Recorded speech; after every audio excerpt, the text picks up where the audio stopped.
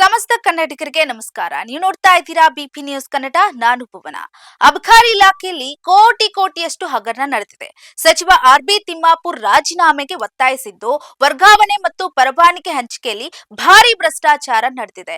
ಈ ಹಣವನ್ನ ಅಸ್ಸಾಂ ಚುನಾವಣೆಗಳಿಗೆ ಬಳಸಲಾಗ್ತಿದೆ ಅಂತ ಆರ್ ಅಶೋಕ್ ಗಂಭೀರ ಆರೋಪ ಮಾಡಿದ್ದು, ಸಚಿವರ ರಾಜೀನಾಮೆಗೆ ಪಟ್ಟು ಹಿಡಿದಿದ್ದಾರೆ. ಈ ಕುರಿತು ಒಂದು ವಿಶೇಷ ವರದಿ ಇಲ್ಲಿದೆ. Have a look.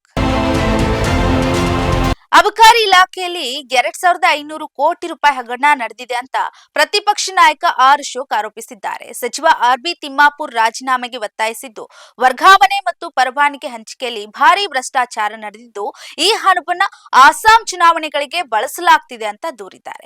ಏನೋ ಸರ್ಕಾರವು ಇಲಾಖೆಗಳಿಗೆ ಆದಾಯ ಸಂಗ್ರಹ ಗುರಿಗಳನ್ನ ನಿಗದಿಪಡಿಸ್ತಾ ಇದೆ, ಆದ್ರೆ ಅಬಕಾರಿ ಇಲಾಖೆಯಲ್ಲಿ ಪರವಾನಗಿಗಳನ್ನ ಹರಾಜು ಹಾಕಲಾಗ್ತಾ ಇದೆ.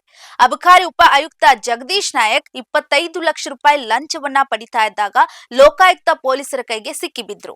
ಇದಕ್ಕೆ ಮುಖ್ಯಮಂತ್ರಿ ಸಿದ್ದರಾಮಯ್ಯ ಅವರೇ ನೇರ ಹೊಣೆ.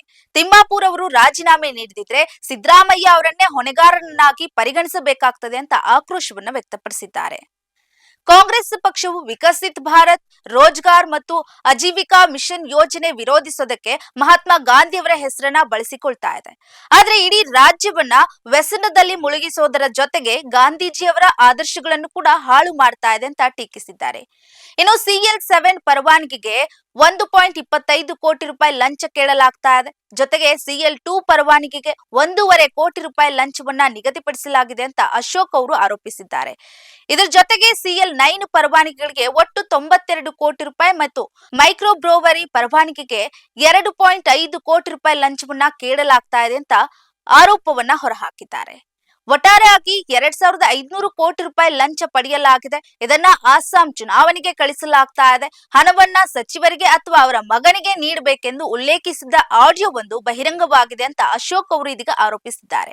ಅಬಕಾರಿ ಇಲಾಖೆಯಲ್ಲಿನ ಭ್ರಷ್ಟಾಚಾರದ ವಿರುದ್ಧ ಹೋರಾಟವನ್ನ ಬಿಜೆಪಿ ತಾರ್ಕಿಕ ಅಂತ್ಯಕ್ಕೆ ಕೊಂಡೊಯ್ಯಲಿದೆ ಅಂತ ಹೇಳಿದ್ದಾರೆ. ಇದಾಗಿತ್ತು ಈ ಹೊತ್ತಿನ ವಿಶೇಷ. ಸಮಗ್ರ ಸುದ್ದಿಗಳಿಗಾಗಿ ಸದಾ ಗಮನಿಸಿ ಬಿಪಿ ನ್ಯೂಸ್ ಕನ್ನಡ. ಇದು ಕನ್ನಡಿಗರ ಪ್ರತಿಧ್ವನಿ.